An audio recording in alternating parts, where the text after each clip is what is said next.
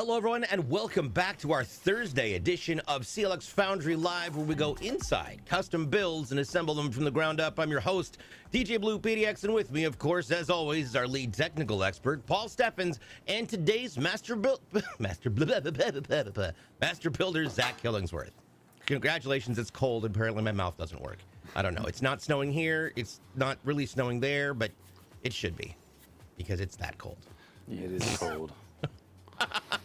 All right, so we've got some really cool stuff. First up, let's go ahead and cover the, I would say the elephant in the room. It's a pink elephant, though, and it is our powder pink giveaway in the Evolve X for the CLX Raw build that we did. It's sitting right back there in all of its beautiful glory. If you type !give pink right now, you'll see the link on how you can get involved in this giveaway. Plus, if you see some of our amazing community members who are sharing codes that have been released so far, tell them thank you, because we weren't going to do that. So we've got more chances for you to get a code today. Those will be handed out throughout the stream. And we've also got our after show with Zack, where he's going to just start assembling everything that he can, from Legos to Lego computers. Gentlemen, we've got a build for Braxton in South Dakota. Let's see what's going into it. That's right, yeah. So we've got a beast of a build today. This Braxton configured a raw on our website. So just a few of the specs to start off with. We've got a Ryzen 9 7950X, a Gigabyte RTX 4090, 32 gigs of RAM, DDR5 6000 speed, GSkill Trident Z, very fast RAM. All of this going in our black O11DXL. And the CPU and GPU are getting overclocked. So great build here. I guess I'll hand the board off to Zack and we'll get the case going. Start there. Sweet. All right. Don't forget, if you see something in here that you have a question about, or if you've experienced something I've been building a PC on your own, please let us know, because that's what we're here for. We're going to answer any questions that you've got for things that you see, things that you don't see, or just things that you might want to know. So throw those in the chat. I will be doing my best to get to them as quickly as possible. If I somehow miss it, I'm sure somebody will yell at me. So first up, let's talk about this Ryzen 9 7950X. This is a pretty hardcore processor. Yeah, this is a beast of a processor. This is the new Ryzen line that came out, and this is the top line here. So like we said, this is a Ryzen 9 7950X. This is a 16-core, 32-thread processor with a base speed of 4.5 gigahertz, and it can boost up to 5.7. Awesome. And one of the things, before we get that popped in there, two things I want to point out. This is going to be going into an MSI Pro X670-P Wi-Fi motherboard. Obviously, you can see the heat shielding there. It's pretty well laid out as far as its design, but I want to do two things. One, let's talk about that heat shielding and the thing we're going to show them with the I/O. And then, Zack, I want you to tell us about how different the AMD chips are from the Intel chips in the way that you can figure out which way they go in the board. Yes, yeah, perfect. Yeah, so starting out, we've obviously got our big heat spreaders up here, our heat sinks that have got fins cut in to allow airflow. We've got a nice one up top for our M.2 drive that we'll be installing, and another one over here on our south bridge. I kind of like the color design of this. It's more squared off, a little bit less flashy, and just looks nice, honestly. It'll go with the build really great. It'll look good in this case. Awesome. And somewhere down the line in the show, we are going to, that's what I want to talk about right there. So what I thought was going to be a whole I/O shield isn't. Yeah, so this is how most motherboards are. Now, we do a lot of really high-end boards on this show that have the I/O shield built into it. But most boards are like this way, where your I/O shield's separate. So we'll obviously show the install of that. There are tabs on the back of this that can show you there. Yeah. And we bend those back. You can see it over the Ethernet port there, the USB ports, and sometimes you'll see it over the video ports here. There isn't any on this one, but make sure you want to bend those tabs back. We always do it right when we pull it out of the box so we don't forget it, because you can install this, and then if you put your motherboard in, that port will be blocked off. And then you got to pull your board out. The whole thing out again. Mm-hmm. Which Yep. I have definitely done that special little ditty. Mm-hmm. All right, so obviously Intel and AMD make two very different processors, but they've each got their own unique signature. What is is noticeable about the way that this is designed, so that you know which direction it goes in the board? Yeah, so the biggest thing here, so Intel and AMD used to be, it was very different because AMD had their pins on the processor and holes in the board, whereas Intel always had the pins on the board with lands on the processor. With this new Ryzen generation, you can see here on the CPU, there's no pins on the CPU. They're on the board kind of like Intel. Now they are set out a different way, and there are arrows on the processor to show you where to install. So I'll hand this off to Zach. Yeah, so like Paul said, there's arrows. There will be an arrow on the processor itself, and it will be on a different corner depending on if it's an AMD or it's an Intel. And the Ryzen 5 chips have little nubs on the top and bottom, so that also helps to line it up and let you know you're going in on the right direction. A little hard to see on this shot. So there's an arrow right here. I'm going to angle this board a little bit just so. Drop that real quick. Yeah, that's probably a good idea. So you can see, yeah, if I angle this right, you can see that arrow on the prop cover right there. So that's the arrow you're looking for. We got the arrow on the CPU that's covered now. Those are the two you want to make sure are in the right spot. Gotcha. Perfect. So I'll go ahead and give Zach the bracket for our AIO. That's going to be a CLX Quench 360 AIO. It's an all-in-one liquid cooler.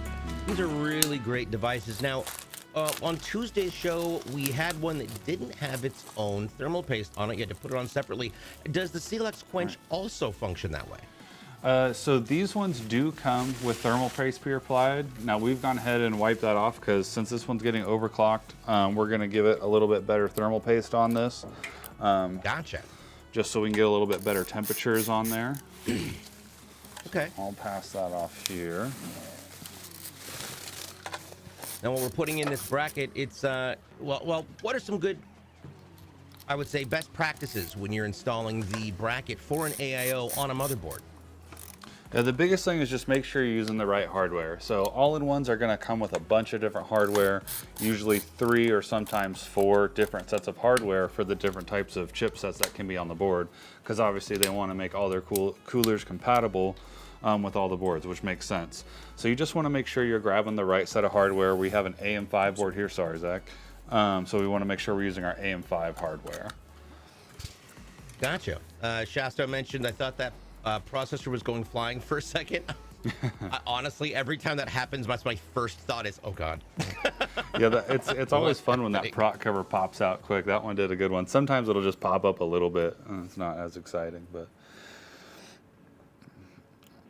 All right, so yeah, you can see Zach applying the thermal paste there. So what we're using here is Arctic Silver 5. This is a really solid thermal paste, really good heat transfer. We can get really good temperatures with this. Nice. We're getting that all put on. Now, a 360 AIO, what determines, again, for those of you who don't know, what determines the numbering for AIOs? Yeah, so the number for AIOs is going to refer to the radiator size, which is also going to refer to the fans that will be installed on that radiator.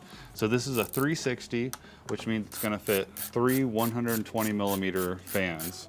AIOs can come in 120, 240, 360. Those are the most common variations. There are some AIOs that will fit a 140, a 280, and so on, but those are less common. So yeah, this radiator can take 3 fans. Nice.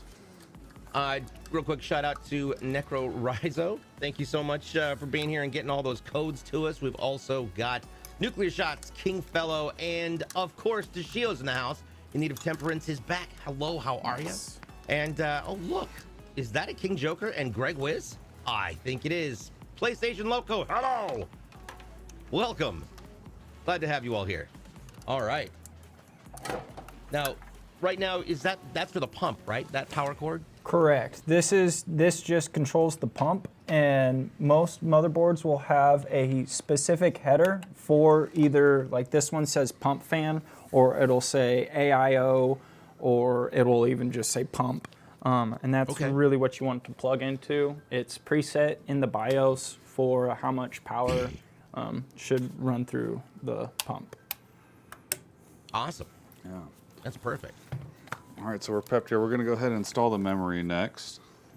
All right, now this is interesting. This is the fastest memory out there on the market right now. There's two 16 gig sticks, which is a total of 32 gigs of GSkill DDR5, but this is DDR5 6000.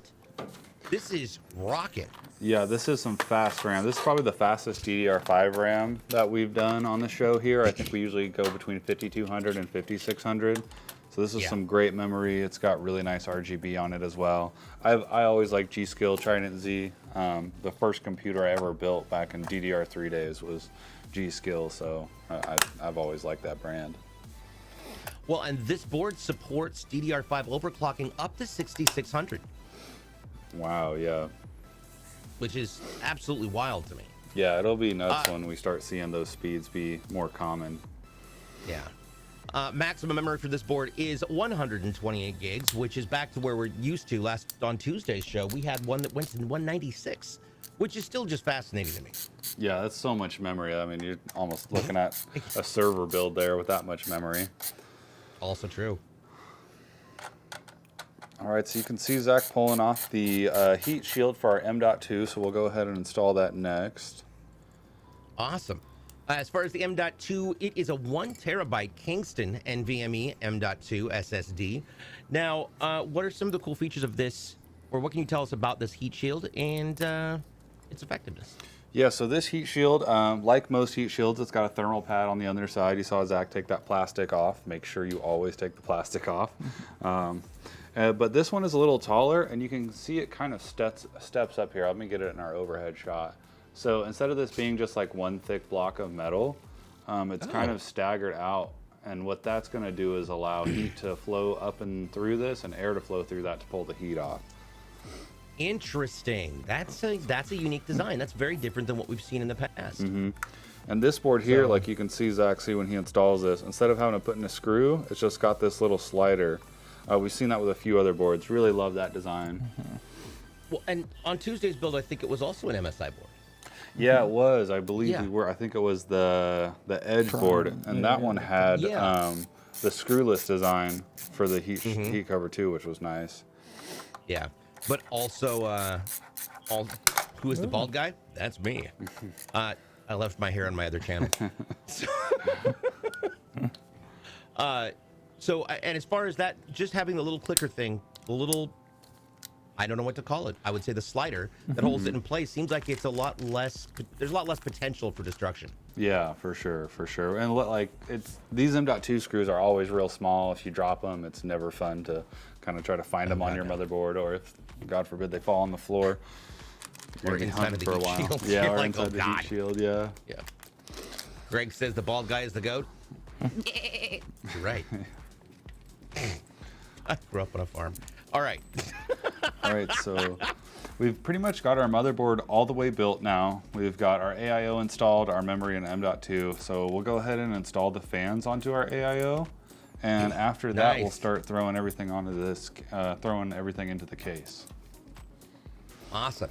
So let's talk about those fans. Those are going to be GameDS AEOLUS M2 ARGBs. And what's really nice about these, because we're doing this in an O11, it's a black frame. That black mounting is going to just blend right in. But the cool thing about this is it not only has blades that light up, but the rings around the blades light up.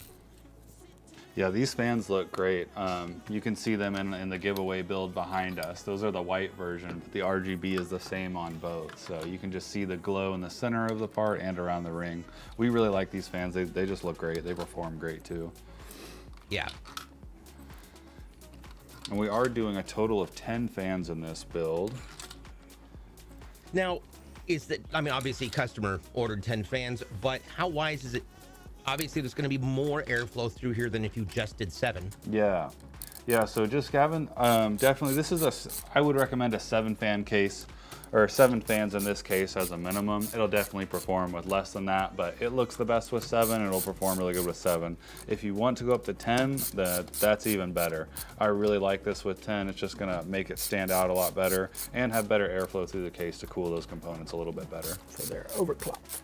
Mm-hmm. Right, yeah, and now, since it's overclocked, that extra fans will go to great use. Mm-hmm.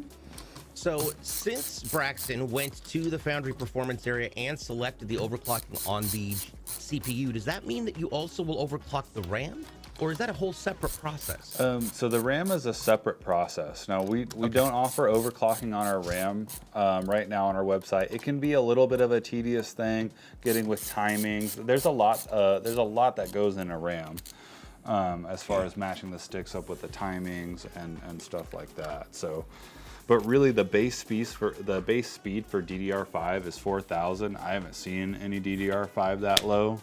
So when we're seeing the 5200 and 5600 speeds, and this one even at 6,000, this is already a really fast memory speed. Yeah, absolutely. Absolutely. Let's talk about those fans and why they are positioned on that side of the radiator. So they're on this side so that they help push the air through the radiator and out the top. So when it sits in the system, it will essentially be like that. And these fans will be sucking all of the hot air off of the system and just pumping it out of the top of the case. Gotcha. Okay, perfect. And I'm just taking one thing off this case I forgot to do, and then we'll be ready to mount this thing. Awesome. Come on, screw, come to me. And of course, if you are seeing things that you want to talk about, or you just want to get more information about this when we're not on stream, you can check out our Discord. It's discord.gg/CLX Gaming. In there, well, we're all in there, and there's also codes that get dropped after trivia. So you might want to definitely check that out. Some people share the codes, some people hoard them. Ivory hoards lots of things like codes. I'm just calling him out because he's in the Discord call. Yeah, all right. Code man for sure. The Code Master, yes. And of course, they're my codes. You can't have them. They're precious. They're precious. You can also check out our social media that is CLX Gaming on YouTube, TikTok, and Twitter, where you can find out the latest and greatest of what's going on with us. And you never know, you might just find a code there too. We also give out codes on my stream. I know I'll be giving out a code this weekend, so I definitely want to pay attention there. Lots of fun. All right, now we're getting that installed. Obviously, we're going to lay that case down. Are you lay it down? Yeah.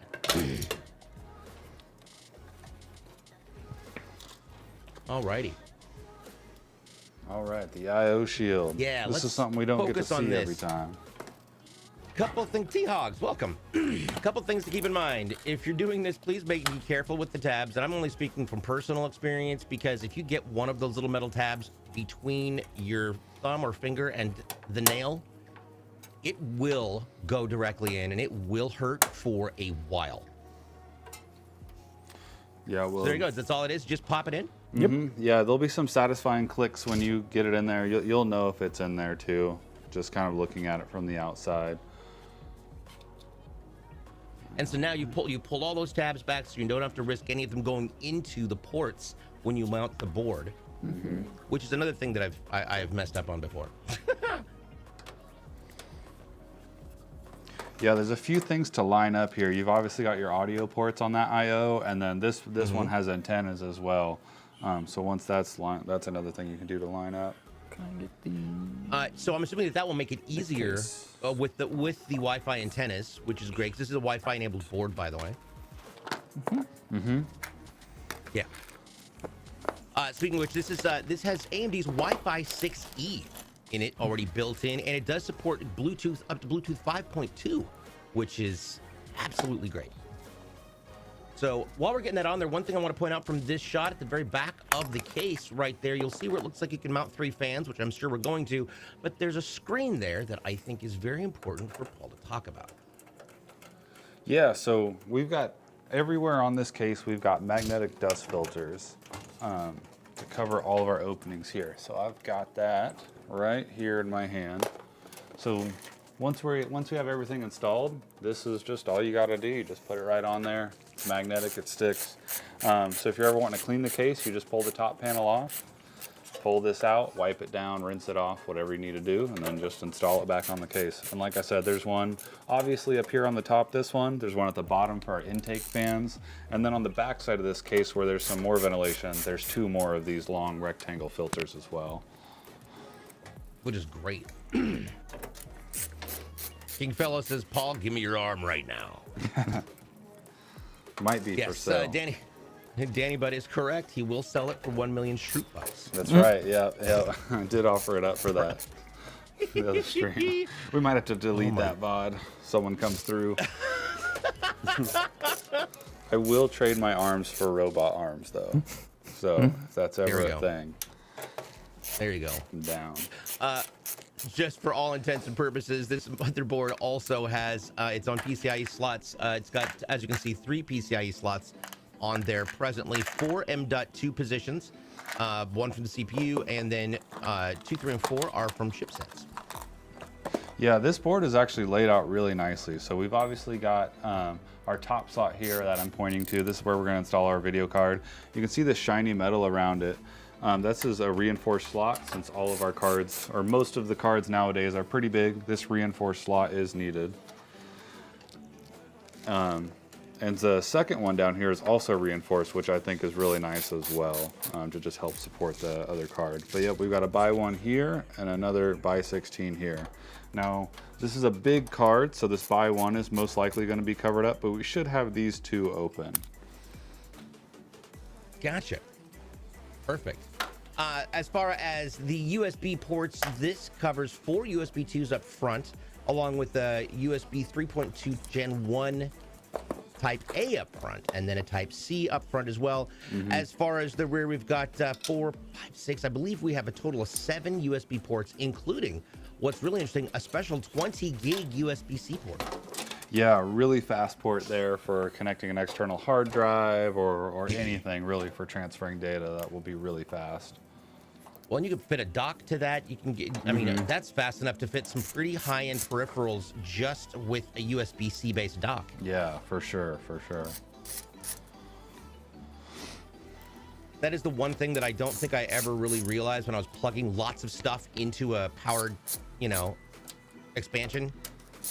You know, you plug all these things in there that require all this bandwidth, and you plug that into a USB 2 port because I'm an idiot, and wonder why things don't quite work. And I was like, I got to replace the camera. I've got to replace this. Or you can plug it into a different port. That also works. Yeah, for sure. Yeah.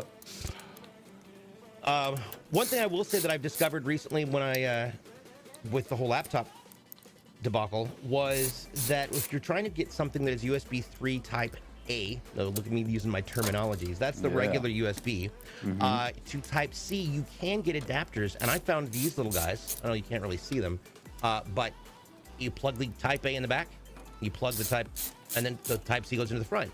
These little guys are great for adjusting, but they do cap out at 5 gigs speed, transfer speed, which is not bad. 5 gigs is still amazing. But just keep that in mind if you are adjusting or migrating something over that has what a legacy style port. Using one of these may bring down your bandwidth just a scotch. Limited codes time, Nicole says. What'd you say? There we go. All right, now as you can see, he's bringing the fans all the way down, all those cables down. What are some big key moments to take a look at when you're wiring these fans back, or at least pulling it back through the O11?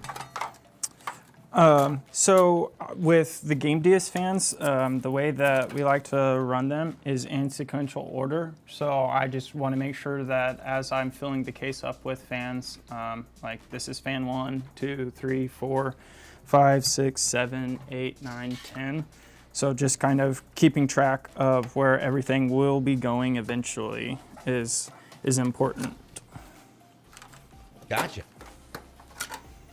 Of course, we see him pulling those back panels off, something that we don't always see on the O11s. But Leon Lee makes a really incredible case, and there's 2 things I want to talk about.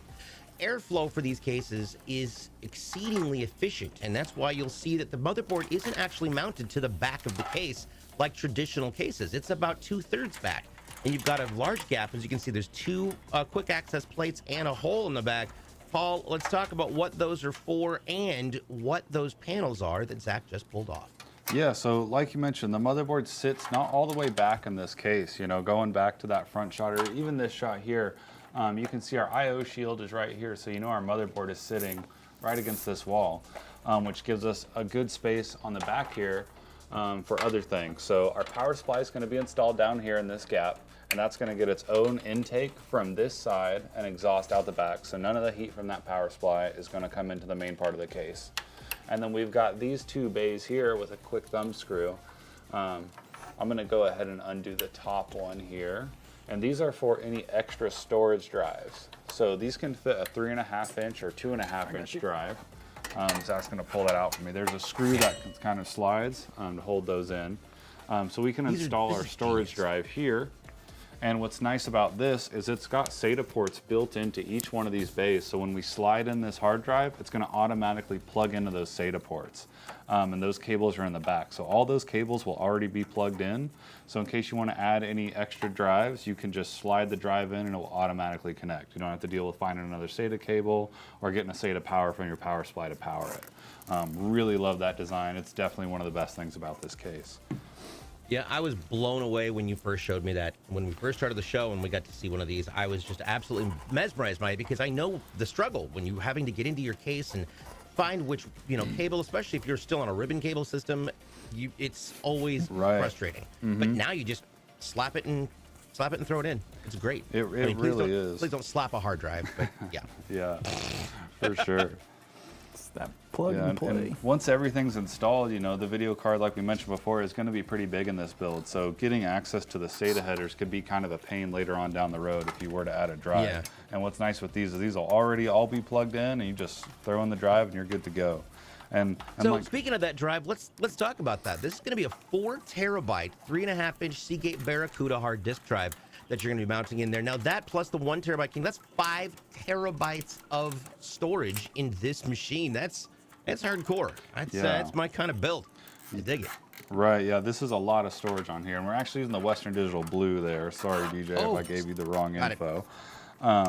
So yeah, still 4 terabyte mechanical drive. You can see it right here in my hand. So that'll get installed in this tray, and it'll just slide in just like we talked. Another thing to note about this tray, like I mentioned, this can fit a 3.5 inch and a 2.5 inch drive. So let me just throw this card up here so you can see these holes behind. So you can see it's got a few different drilled holes. And these ones are smaller one are for our 2.5 inch drives. And those are specifically there so you'll screw your 2.5 inch there. And that way the SATA ports on those drives will still line up with what's built in the case. Genius. Absolutely genius. Paul owes us a code for the wrong info. King Joker is very unhappy. No, that was my bad. I'm pretty sure it was typed out correctly for me. I was just looking at the form over here and yep.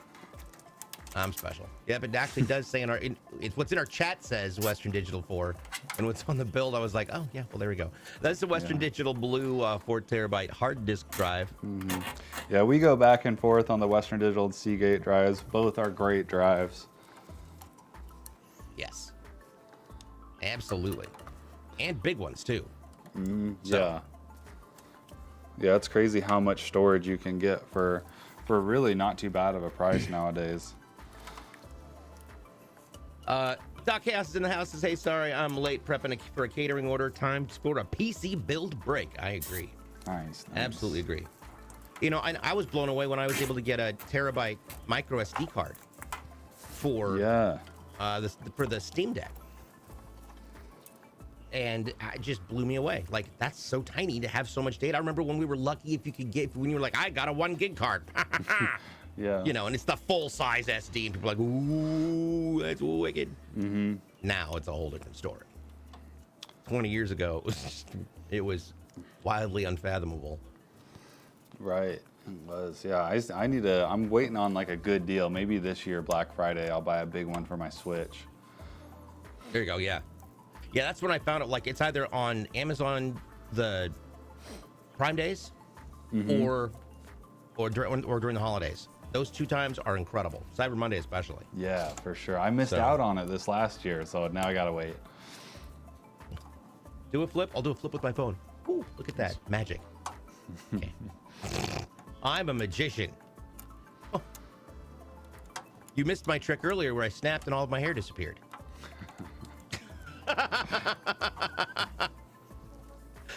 All right, so one of the cool things that I love about this case, you can see that Zack is making really good use of, are the rubber grommet pass-throughs, I guess you would call them.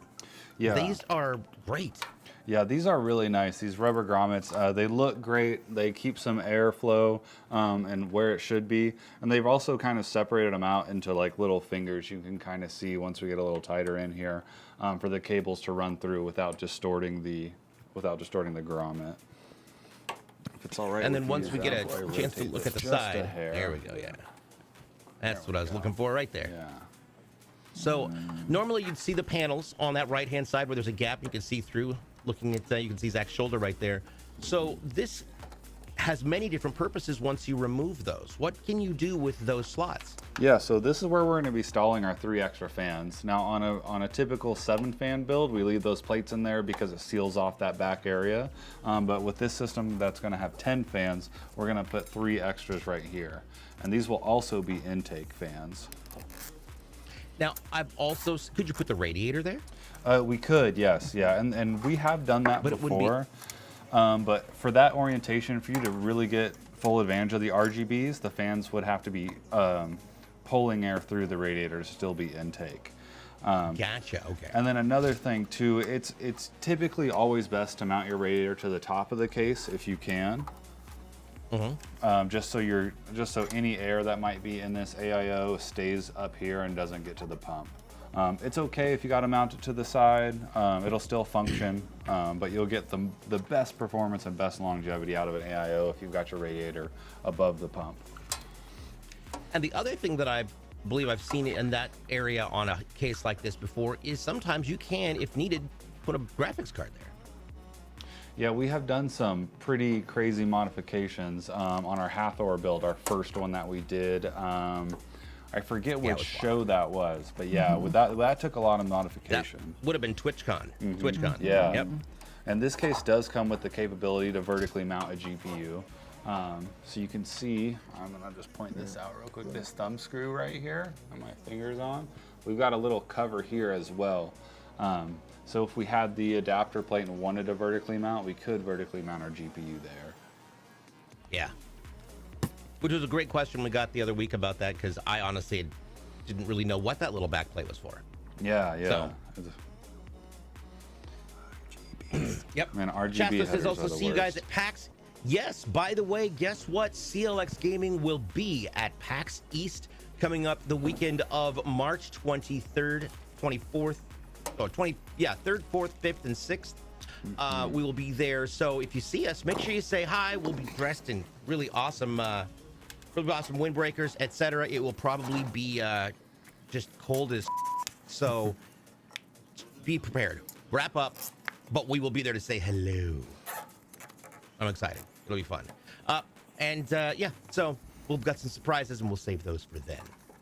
But if you haven't gone or you were thinking about going and you definitely want to say hi and meet up, grab your tickets, grab your passes right now at paxsite.com. I think is what it is. I'm delayed for now, just upgraded to a Ryzen 9 5900X. Any reasonable price NVIDIA GPUs to go with it for best performance? That's a good question. Yeah, that's a really good question. So you've got a solid processor there. Ryzen 9 5900X, that is a great processor. You're not going to bottleneck out there. You could go up with, 4080, 4090 if you really wanted to. If you're looking for a really good budget one to save you some money, the 3060 is a great gaming card for the price. I'm sure if you're willing to wait, I'm sure there's going to be a 4060, so maybe wait for that. Usually that 60 series range is a really good budget, really good performing card for the price, where you don't have to just shell out an arm and a leg. But with that CPU, you won't be bottlenecked by it. You could have a top of the line GPU in there, and everything would still run great. Yep, absolutely. It's funny because my friend of mine, who's also a streamer, The Lost Drake, he just got his AMD 3D processor. Okay, Remember when we did the 3D processor? Yeah. These things are Yeah, we did the 5800X 3D. Yeah. Absolutely wild. So yeah, he just got one of those for his PC, and he's like, Awesome. I don't know much about this. I was like, oh wait, I do. We researched this. Yeah. Hold on. Let me get you some links. Yo, Easy Tunes with a sub hype. Welcome. That's 5 months for Easy Tunes. Let's go. I like it. How long do CLX PCs take to be delivered? Well, that is an excellent question, my friend. Yeah, that's a great question. So depending on what you order from us, you will get an estimated ship time. That should tell you how many days for us to build your PC, test it, and ship it out to you. You can select different shipping methods. I believe the default is ground. So depending on where you are, we're located in Wichita, Kansas, which gives us a great advantage to shipping across the U.S. because we're right in the middle. So even if you're going UPS ground, it's usually going to be a 3-day shipment from there. You can, go 2-day or next day. But assuming we have, the system you configured, we have all parts in stocks. We're really caught up on orders right now. So typically we like 5 to 8 business days to just have your system built and tested. But right now we're getting systems out a little bit quicker than that. We do also offer our RTS PCs, our ready to ship PCs. So if you're interested and you want a system now or tomorrow even, you can order one of those RTS systems, have it shipped next day air, and get a PC to you tomorrow. So if you're in a rush, that's definitely a good place to look too. A couple questions that we did have come in that I'm just scrolling back up here that I missed. GreatWiz93 asks, how long does your overclocking process take? Yeah, so it just depends, honestly, with every machine. So a lot of people know about the silicon lottery. That refers to the actual silicon in the chip itself.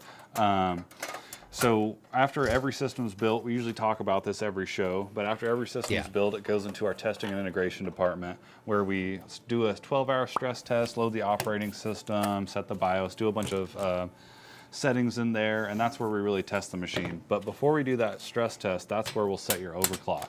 So we've done a lot of overclocks here with a lot of different configs, so we're pretty solid on, okay, your system has this processor with this video card and this motherboard. We have a lot, just a lot of knowledge on the overclocking process, so we can get a pretty stable clock pretty quick. But we always try to give you the highest performance with the most stable. Because you can overclock a machine like crazy, but it doesn't mean it's going to be stable. So we obviously want to make sure you get great performance and a stable PC. So really, it could take anywhere from a few hours to a day or so. Gotcha. Joe M. Lyman says he loves his CLX PC so far. Absolutely great to hear. Dot Chaos mentions he's got a 64 meg thumb drive from the early 2000s. Yes, that is where we were at when we were like, 64 oh my meg. God, that's amazing. Yeah. That's a thing. It's a thing. There is actually a standard for up to 128 terabyte micro SD cards called SDHC. Yes, that is also true, which is bizarre. Don't drop it. It's 128 terabytes of stuff. Don't drop it. Let's see here. Scrolling back on down. Of course, if you've got questions about what's going on here, or if you have questions about your PC or your builds, these are the guys to ask. Throw it into chat. I will make sure to get them asked. King Joker did ask, when will some of the out-of-stock parts become available on the CLX site? That's an excellent question. I would assume once they receive them. Yeah, that just depends on the part. We source parts from various vendors, so it just kind of depends on the part and availability there. But if there's a specific part you're looking for that's showing out of stock, definitely use our chat, or you can call in if you want, and one of our guys can get you a better estimated time of when that part can be back in stock. Damn it, Ivory. If you drop your drive, it might bite the dust. I see how you wrote that. So we do have a question. Greg asked a really good question. What's the difference of colors for the Western Digital hard drives? Yeah, so they usually use those colors to designate kind of the usage of the drive. There's a lot of different ones. So blue is your typical storage drive that you're just storing games on, maybe not reading and writing to it all the time. They've got black edition, they've got purple, they've got red, they've got green, all sorts of different things. The black edition is usually gaming. Yeah, it's usually more of like a gaming, more of a high-end line. You pay a premium for that. I think red is usually like NAS storage. Yeah. for servers. It makes it better to like do a RAID array on it. And then there's, I think purple might be surveillance. They have drives that are specialized for that. So that's what those colors refer to. Absolutely temperance, sure thing. And I would say there's also the red and white stripe, which is a holiday special, and that hard drive just smells like peppermint. Yeah. Totally kidding. There is not a Christmas drive, but there should be. Turn that thing on, your whole room smells like peppermint. Great! I'm totally here for it. Totally here for it. So yeah, these are good questions. Keep them coming. Absolutely keep them coming.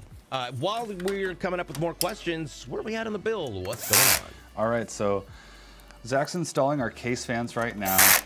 I see on that side, like if you look at Zach's cable management, this thing looks perfect. So Zach's managed all of his case cables, all the front panel cables are perfect right now. So he's installing the fans, and then he'll run the fans through the back of the case and manage those as well. Perfect. Nice.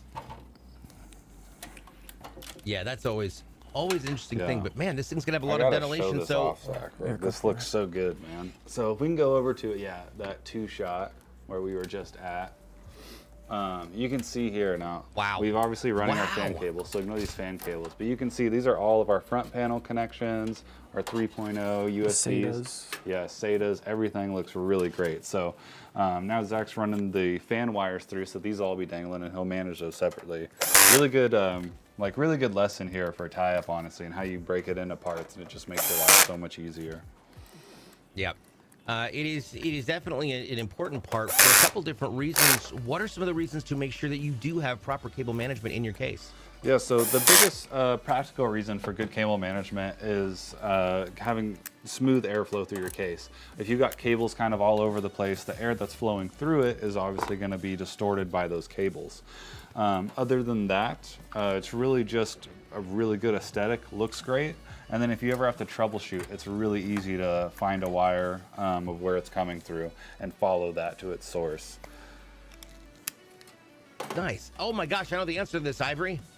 All right, if you can tell us which event CLX powered Free Play and the Stream Studio at on December 2nd through the 4th of 2022, well, you'll share a code.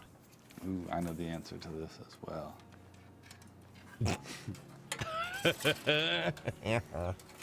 Nope. All right. Now, as far as since we're on this shot, which is great, let's talk about the USB ports on this case. This case comes with several different ones, and they're in a couple different locations. Yeah, so we've got, you can see obviously these ones up top. Now this kind of looks like a USB port, this power button there. You can tell a little better from this shot. So we've got 2 of our Type A's here, a Type C, obviously our headset and mic port, and then way down here at the bottom, that's a little off camera right now. We'll get this adjusted. Oh, there we go. We can go back to the 2-shot too. Kyle got that camera perfect. You can see 2 more USB ports here at the bottom as well. So 4 total Type A USB ports and a Type C in the front. Perfect. Plus everything on the back. And when we get a chance to look at that back, one thing I did notice that always kind of, it's always struck me as peculiar, but there are 2 different colored USB Type A's back there. There's blue ones and there's red ones. What's the big difference? Yeah, so that's going to refer to your transfer speed. So your blue is a pretty standard color for a 3.0 USB port. But then when you see reds that you're seeing on the back of motherboards, that means it's going to be even faster than that 3.0. So that's going to refer to the transfer speed of that slot. Gotcha. Gotcha. I do have a question coming in from Mighty Endeavor. It says, I have a question about the laptops you offer. Who's the third-party manufacturer that builds them? And is it Clevo? I do not know. Yeah, we've sourced a few different ones. We've definitely used Clevo before, but it just kind of depends on the laptop that you're looking for. Good answer. Let's see here. Easy Tunes, you're not allowed to answer. Anybody who doesn't know who Easy Tunes is, that's George, our director of marketing. Of course you know. God. Let's see. We've had guesses of PAX Unplugged, Taco Bell. I don't even think Taco Bell has a festival. That would be such a cool free-to-play event at Taco Bell. Right?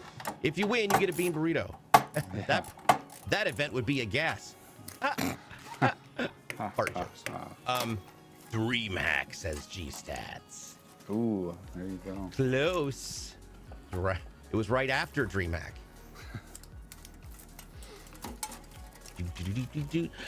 So Kingfellow says, wait, if we already have a PC, would we be able to ship it out to CLX and get it buffed out?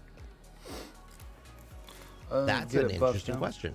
Yeah, you Like, already if they have wanna one do of our upgrades PCs. on it? Yeah, if you already have one of our PCs, yeah, we can definitely work with you on that. I'm not exactly sure what you mean about buffed out, but yeah.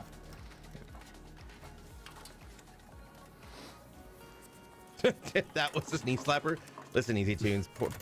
Poor choices in comedy is my fallback. Oh, Octomarie. There we go. It was Los Angeles Comic-Con LACC. We used Google. Yeah, Morg is the trivia god in the Discord, which has been interesting. There you go. That makes 3 for you. Nice going. Well done. Yeah, so DreamHack Atlanta usually happens in November. It takes place the weekend before Thanksgiving on the average each year. So if it's in December, you know it's definitely not DreamHack Atlanta. There we go. Now, as far as fan direction, let's talk about airflow here because we did mention that, and we'll talk about the cable management side of it in just a second.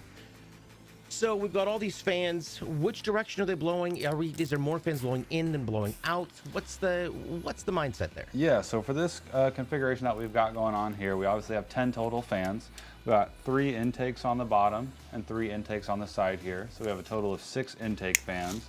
And then we have 3 exhaust at the top on our radiator, and then 1 right here in the back of the case you can see. Gotcha. So so that's going to create a positive pressure environment. Mm-hmm. And that assists in pushing the hot air out? Yes. Gotcha. Nice. Which is great because with that added ability to have your power supply in the back with its own fresh air intake and its own exhaust port, that really does bring the temperature of the whole device down. Correct. Yeah, it really does. And especially since this is getting CPU and GPU overclocked, having those extra fans will be really nice. Liquid Feet says P-Steph has his phone turned off. He's starting to hurt my feelings. Yeah, I just got it on silent. I didn't at first. I had to sneakily ignore the call and put it on silent. You would have never known unless I didn't say it right you're on now. stream. Mm-hmm. Something my mods would do. Yeah. And all of my mods who are in here don't. just don't. It's on do not disturb mode. See, it's on. Greg was asked a really good question. How big of a performance difference do you see from bronze to versus platinum PSUs? Yeah, so for performance there that you're measuring there, I feel like that maybe that question's more for like a gaming performance for like frames. Typically, you're not going to see a frame performance difference going from bronze to gold to platinum. That difference is going to be the actual efficiency of your system. So that 80+ rating refers to the amount of power that's coming out of the wall versus the power that your PC is using. So to get an 80+ rating, there's 80+ base, no color, the symbol's just white. And then you have bronze, silver, gold, platinum, and titanium. So to even just get an 80+ base rating, the power supply has to be 80% efficient at 3 different loads. That's usually 20%, 50%, and 100%. And so going from that base, if you go up to bronze, it's going to be more than 80% at those loads, and it just gets higher and higher with the better rating that you go up to.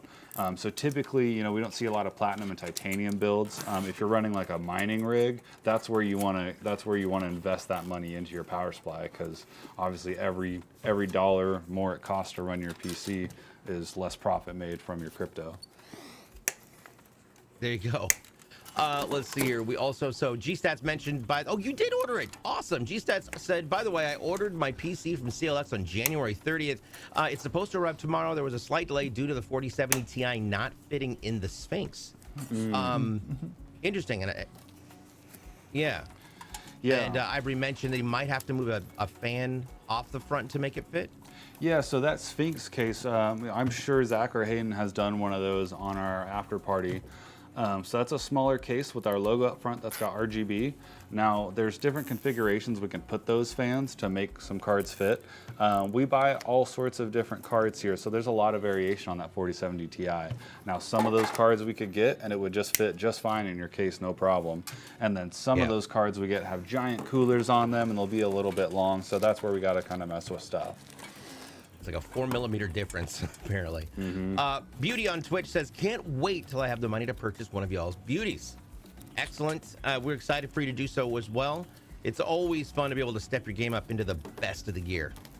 So, they upgraded you to a white Sakura? Nice. Nice, yeah. Heck yeah. Yeah, sometimes, you know, Sakura. it's nice, you know, sometimes there's an issue on that build. We'll obviously offer, you know, the customer a free upgrade on that. So it's nice to be able to do that. Well, that's cool. And congratulations, GSats. I'm so excited. I remember you were talking about this back in the beginning of January about like you wanting to order one. So I'm really glad to see that you got it. This is cool. This is good stuff. Excellent. Yeah. Liquid Pete says, don't worry about the configurator is going to have the Bing AI added to it soon so we can argue about the 4mm. Yes. No, absolutely, absolutely not. But if you do have a chance to go argue with Bing, it's, you know, I feel like it's getting its feelings hurt, and we don't want to encourage Skynet, people. We really don't want to encourage Skynet, so please don't piss it off. 2018. We survived. Yeah, we've survived 2018. I think we're good. Round 2. Oh my lord. Temperance mentions that she's going to buy her own PC, her next PC, instead of making it. But I just want this PC in 2021. Just made this PC in 2021, so it's going to be a bit. Yeah. Nice. You future-proof your device long enough, it will last for a very, very long time. Mm-hmm. Yeah, and what's great about buying PCs too is later down the road, you don't have to buy a whole new PC. You know, if your video card's getting out of date, you can just buy a new video card. Yep, absolutely. I know that's the mindset I've put forth on my build, was future-proofing it so that I've got everything I need for a while. All right, so Zach's got all the fans installed and those cables managed, so we're gonna go ahead and get into the power supply and our sleeved cables next. Wow. Indeed, Temperance says we also survived 2019, 2021, and 2022. Unlike Betty White. Hey, wow. Rest in peace. Sad panda. All right, so we've got sleeved cable mods going on to our I almost said PlayStation unit. It's not it. It's power supply unit. Oh my God. Yeah. Get good, DJ. Let's talk about this. Is an EVGA Supernova 1000 GS 80 Plus Gold. Now, what are cable sleeves, and are they only compatible with certain things?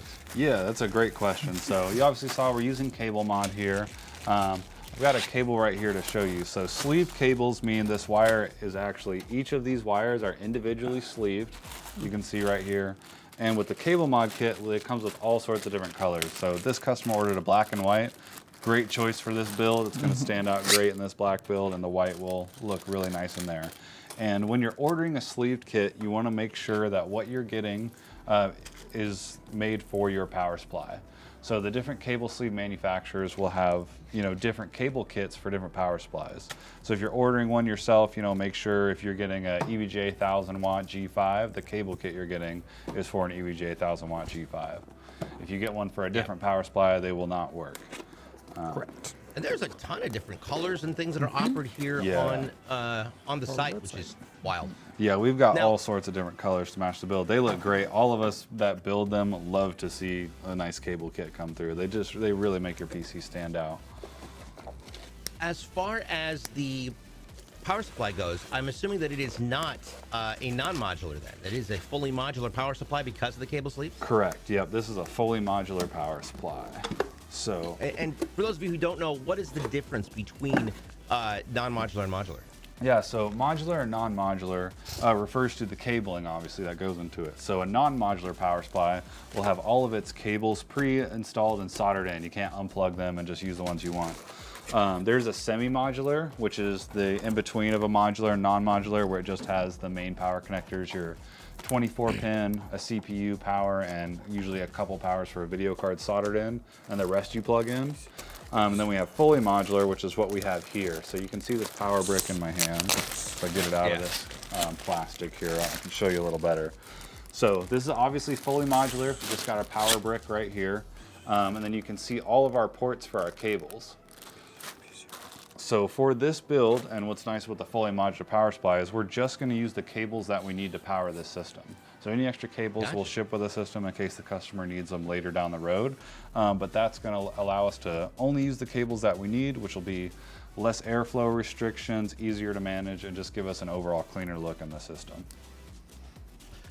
Speaking of clean looks, one thing that I will always remember from a ridiculously bizarre movie that was also hilarious, called Spaceballs, was when Lord Helmet says comb the desert, and they literally have a comb on the desert. So what does it mean when you have a comb for your cable sleeves? Like how I just brought that all the way back around. Yeah, that was a great segue or whatever. Yeah, it was solid. So Zach is putting the cable combs on these right here. So I'm going to steal this one he did. Clamped it together. So you can see these in my hand. The cable combs are going to go in between these cables. You can see here. This one right here is done. We've got one side on this one and this other one here. And so this is just makes the cables look neat so they don't get twisted around, and it provides just a really good look on the case. So once he gets the 24-pin one done. Oh, sorry, Zach. I realized you were going to do that way. That was so. That's the first thing I noticed was it's already combed on the front. Oh yeah, yeah. It makes the 24-pin one just look so good. Yeah, it's so clean. Mm-hmm. Sorry, so, I moved that system and dropped one of these. Oh, there they are. As far as different cable sleeves for devices, there are many different colors that are offered here on our site, from red, blue, all your primary, secondary colors, red, blue, green, orange. You've got them orange and black, blue and black. You've got full white, light blue, and so you've got options to try to help personalize that and just kind of make it stand out a little more. Yeah, all the colors look really good. They really pop. The greens pop, the blues, the oranges. They just all look really good. And something else to keep in mind too that is an option if you're wanting cables in your own personal system is most of these cable manufacturers do make extensions as well. So if you did have a non-modular power supply, you could buy those extensions. They would just plug into your cable and then plug into your system. I'm usually not a big fan of those because it makes your cable way longer and it's just a lot more cable to manage. But if it's something you wanted, it's there. Question coming in from G-Stats is it hard to swap out PCIe cables to sleeved on a GPU? No, it's really not hard at all. They just unplug like a regular cable, and you'll unplug it from your power supply and plug it back in. Like if you have your system and you're using the standard cables that come with a power supply, most of the labor involved in that is just going to be actually just undoing your tie-up and getting it unplugged from the power supply. Actually installing them isn't bad. Gotcha. Dirty Yankee, hello, welcome to the show. Said it's working. Yes, we are definitely on and strong today. You got to finish work. You'll be watching the replay tonight. Awesome, because this is an incredible build. It's absolutely cool. All right, so now we're getting those final cable sleeves on. Is it necessary to comb the back? I mean, I'm assuming that once you get it out of visual range, you don't really need to worry about that. Yeah, so you really want the cables up front where the connection's plugged in. Once you get into the back, if we had combs there, it would kind of make it hard to route the cable, and it'd be hard to keep those combs straight. So you really would just want to use those combs on the front of the case here. That way you can manipulate the cables as you need when you're doing the tie-up. Perfect. Awesome. All right, getting that final end through there. And again, as you can see, there's some really good usage of those rubber grommets that kind of help hide the mania of all of the tie-ups, but give it a nice, clean, solid look. One thing to point out is if you ever need to change anything out in your case and you may have to undo your cable management, make sure you take a picture of it with your phone first. That way you know what goes where to put what, and how to get it back so that it's the way it was supposed to be. So. Yeah. All right, and while we're getting... Oh, go ahead. Oh no, go ahead. I was just gonna point out how those cables are looking. Zach's got a great tie-up coming along down. It's all like one channel there. There we go. And of course, as you can see right there, that is the control box for the fans. All 10 of those fans. Yeah, so we've actually got 2 control boxes there together because these boxes can, each one of them can power 8 fans and 2 light strips. So since we're using 10 fans, we have to add in a second box. There is a cable that connects the 2, so they'll be synced up and work off the same remote. But yeah, that's why we have to use it. Yep. Awesome. Cool. Well, while we're finishing up some of this, I do want to take a chance to guide everybody through one of the coolest things about CLX Gaming ever, and that is our website. At clxgaming.com, we make it easy to find out exactly what you need to use in order to build a PC that's, well, perfect for you. Whether you're choosing a motherboard, a processor, your video card, you can choose it all right there on our website in our custom builder. You can choose the case, the fans, the style, and the best part about it is you don't have to be an expert to do it. We have a built-in conflict resolution system for our custom builders that will show you in the event that you choose 2 things that aren't necessarily compatible. And it'll tell you, because that little green button that says add to cart, well, it's going to turn into something into yellow, and it says say solve conflict. All you have to do is click that button and it'll tell you exactly what you need to choose and which ones are in conflict, which is great. Yeah, it makes it super simple. So if you're not necessarily feeling confident enough to use that builder, don't worry. As Paul mentioned before, we have ready-to-ship models that are already built, designed, and sitting, waiting for a brand new home to come to you. They are in so many different colors and designs and shapes and sizes, you'll definitely be able to find one that meets your needs and fits your brand. So for everything computer-related, whether it is our PCs or our peripherals, make sure you check out clxgaming.com and step your game up to the next level. All right. One cool thing to mention, because I love this site. It's just the best one. One cool thing to mention, by the way, is you can see Big Pink in the back. Well, actually, you can't really see Big Pink in the back at the moment, but you can see the big pink, powder pink back there. We have 2 pieces to that giveaway. One of them is the PC itself. The other is a keyboard from Glorious? Yes. Yeah, it's a Glorious keyboard. Glorious makes custom keyboards, which are great. And this custom keyboard is going to be themed to match the powder pink edition that we are giving away at the end of this month.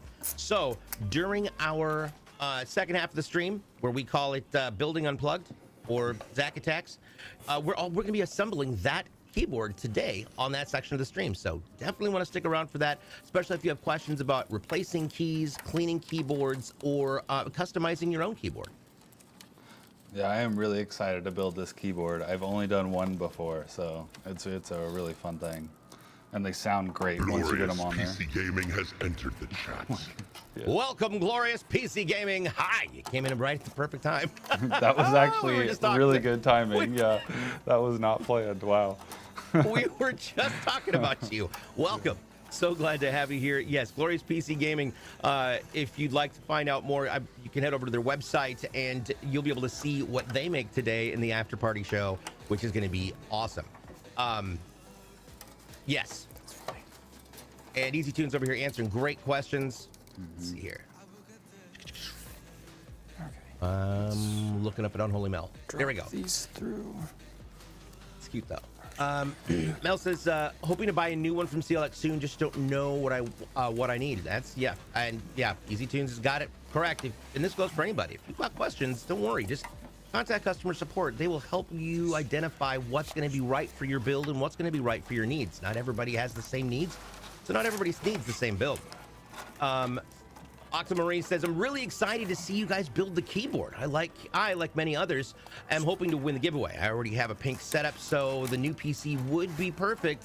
That is, you know, that's a thing. That'd be great. So cross your fingers and make sure you get all those codes. You can pick up codes not only from our Discord, but here on the shows, which are every Tuesday and Thursday, starting at 11 a.m. Pacific. That's 2 Eastern. And that's each week, unless we're traveling to a show.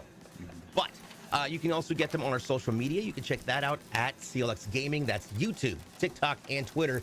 You can also get codes on my Twitch channel, which we'll be doing again this weekend. So lots of different options for that official Viking princess with a tier 1 sub. Oh, yeah. Ivory's doing code trivia. Now, are you sending those codes straight out to just the winner, or is that an everybody gets one? That'll be for the fans. Let's do that. That's a good question.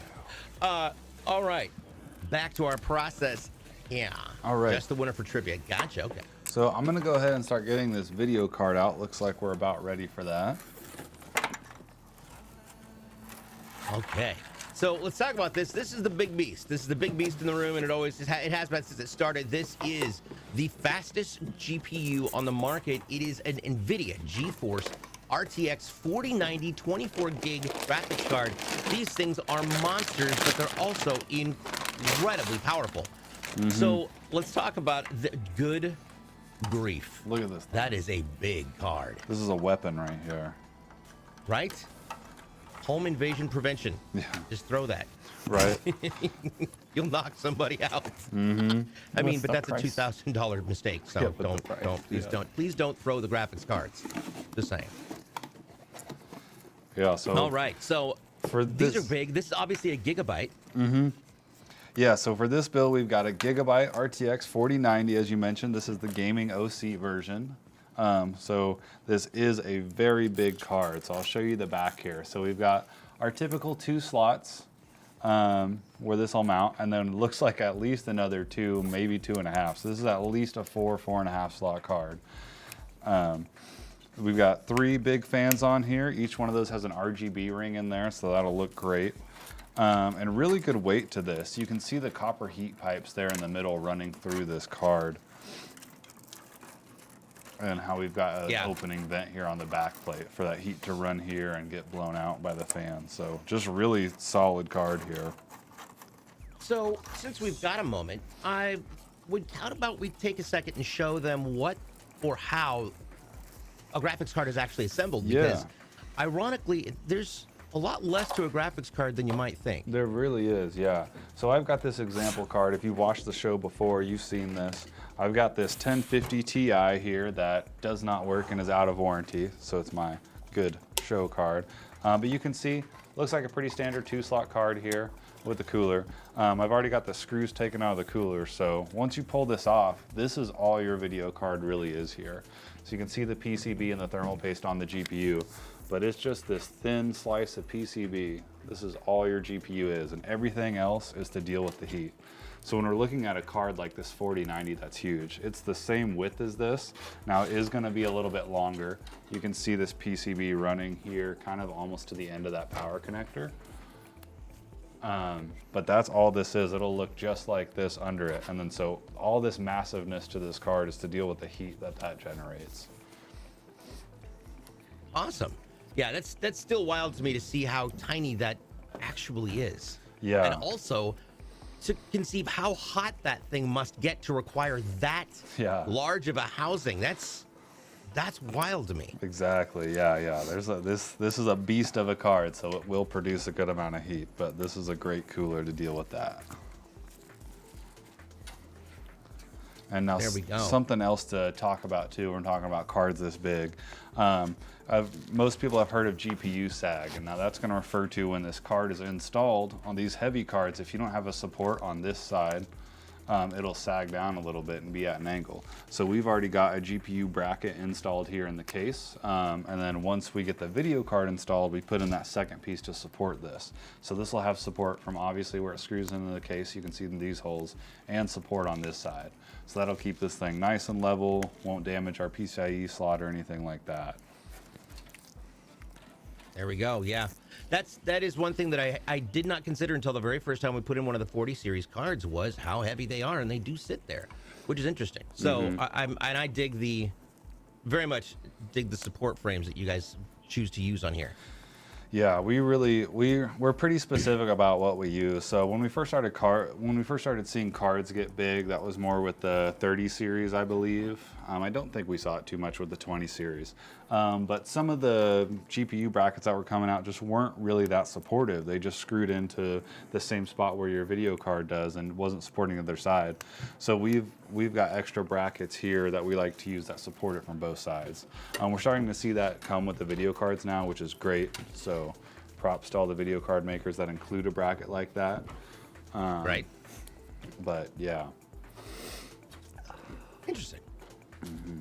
All right, so now we've got it laid down there. Pulling off those panels. Now, obviously, we've got the PCIe covers or plates.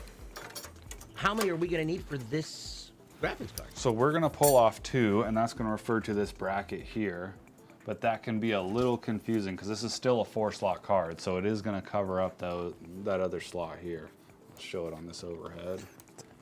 So you can see these 2 prongs. That's where we need to pull it out. Gotcha. Okay. And since it's since those plates are vented, it still won't impede the venting, so to speak. Right. Awesome. All right. So here goes in the beast of a card.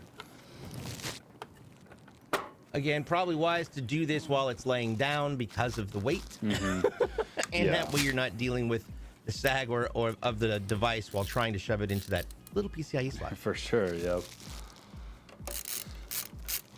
Yeah, most of the PC building process I like to do laying down, for sure, when you're mounting your motherboard and installing your card. It's just a safer way to do it. Yep. Things I wish I had known 6 years ago. I must have dropped it and kicked it. Alrighty.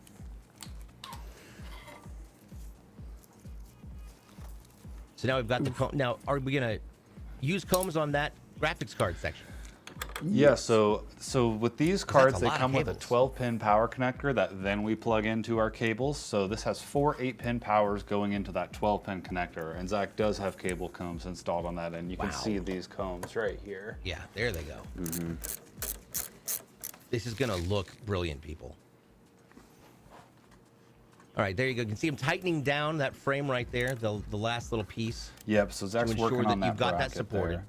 Yep, it can be kind of hard to catch on camera because it gets right in that card to hold it real secure. So there's a bunch of holes you can line that up, and we want to make sure it's supporting it the best and tight in there. So.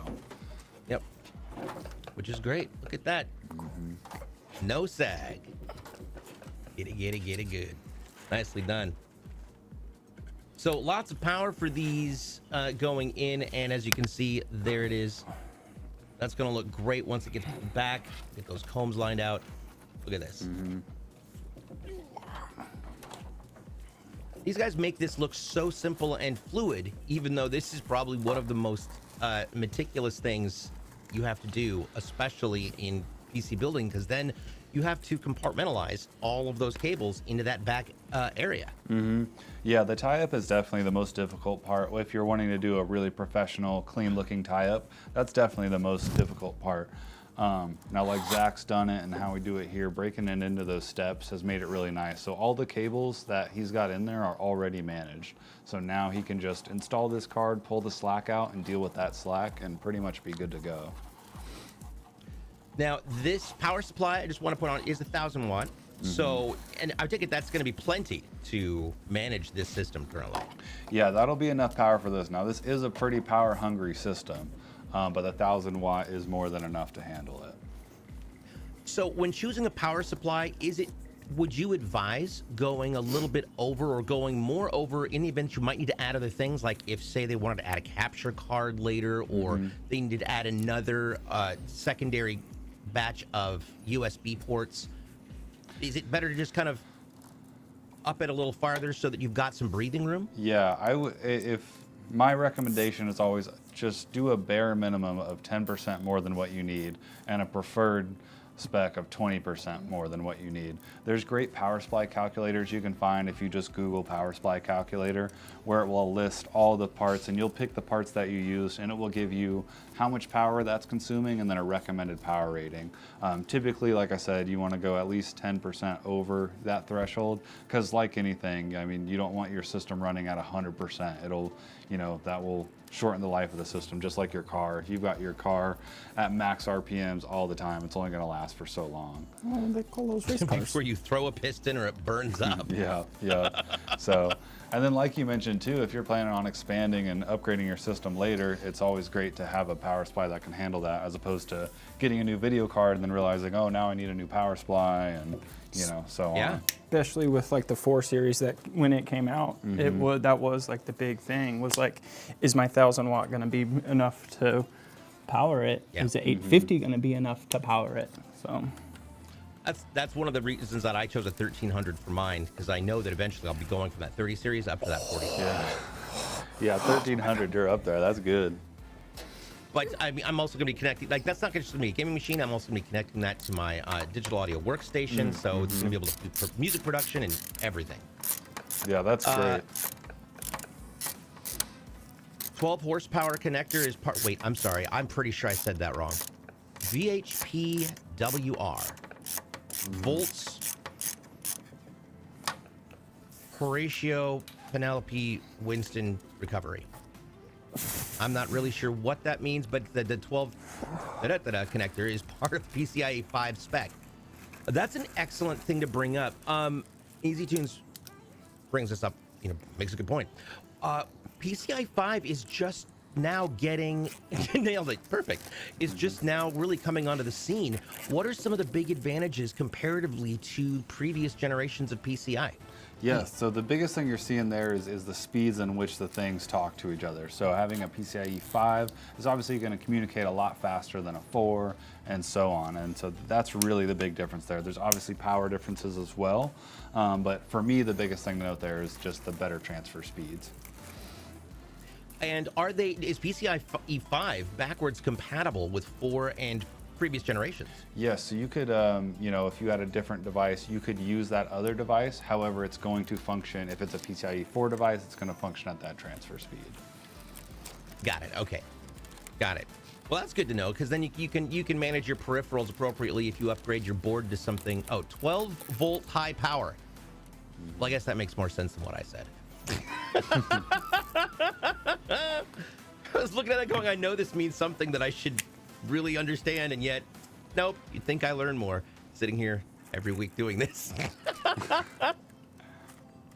Oh, there we go. 12 volts, high power. Yes.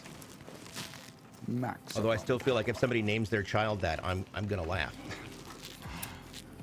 You'd be a real gamer. 12 volt medium rare. That. Ivory. Yes. If you eat anything more cooked than medium rare, I've got to question your flavor palette. Or just medium. I would say medium is that I really don't like anything done past medium when it comes to meats. For those who eat meat. Yeah, my dad always orders a steak, gets some, and I got a family member that do, they get it like a steak well done. It's like, come on. Yeah. Nope. When I'm making my steaks, you can see pictures of that on my Instagram is nothing gaming. It's basically just my dogs and my barbecue. Oh, yeah. But Sweet. Yeah, chicken has to be well done there, Ivory. I still like my chicken medium rare. I'm not scared. That is absolutely you questionable. scare me. Yeah, You scare me. Like, good Lord. Yeah. Yep. I like salmon too. Look at that. That is a beastie machine right there.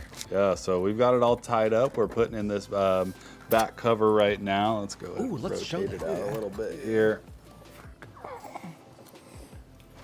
Full of grilling posts last night. That's awesome. And I love that people are sharing that. And if you haven't gotten a chance to get in there, head on over to discord.gg/CLX Gaming. Now, this panel is cool. I love it because it does hide it shields off all of the cablings, but what's the other purpose for it?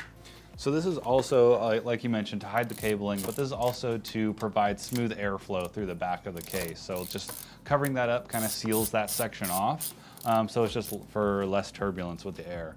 So you can see the power supply down there in the bottom right corner. So that's where the air is going to come in. That's the intake, and then it will exhaust out the backside where me and Zach are right here. So that's like what we were talking about, where none of the heat from the power supply gets in the case. G-Stat says, this just makes me so excited for my rig to be delivered tomorrow. We're excited too, and if you want to take pictures of that and throw that online, make sure you're tagging at CLX Gaming on TikTok, Twitter, or TikTok or Twitter, because you know we'll love to see it. Yeah, show us in the Discord too. That'd be great. Yep. Also that. Oh yeah, we should have a rig section in the Discord. Show their rigs when they arrive. We do. Oh, we already do. Perfect. Yeah, you haven't seen my beautiful rig in there? I was doing some spring cleaning. All I know is that I was the first person to post in every text channel. That's all I know. Yeah. No, I cleaned up my office area and posted a really good picture of it. So definitely go check that out. Jeez, we have some wicked builds in this. So awesome, so gorgeous. Yeah. Yeah, I love it. I love it. I especially love like the I've never actually seen it from the top, but there's a picture from Kensu who has a photo of their unit, and you can see the different ringed lights coming up through the radiator. That's awesome. Yeah, that is. Never noticed it. Oh, Kensu, hi. Yeah, that's a great shot right there. You've got all three different colors on 3 different fans across the top there. It's very visible. It's muted, but I love it. That's actually really a great picture. Oh, yes, you should, Easy Tunes. Easy Tunes is wicked. You should definitely post some pictures of yours. I'm just waiting for you to get to mine, DJ. Oh, I need to setup pics. CLX setup pics. That's where I'm maybe I at. have it Okay, in there that we go.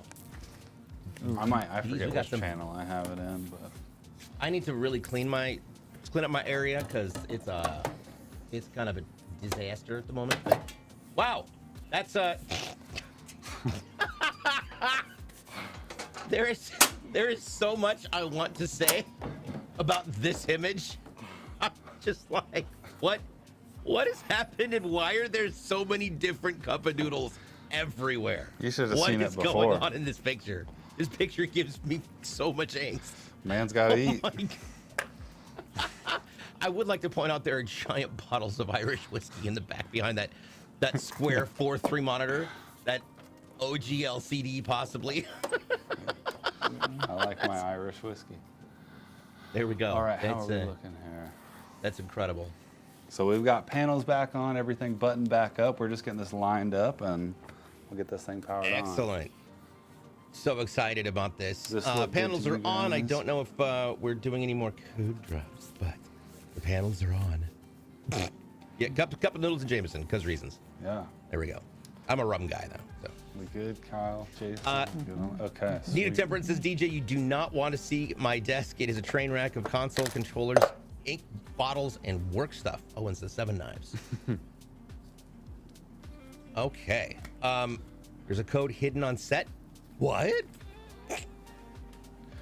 Yeah, maybe stick around. We might have a code for all the viewers. All right. So we are ready to power this machine on. So, Zach, when you're ready. Moment of truth.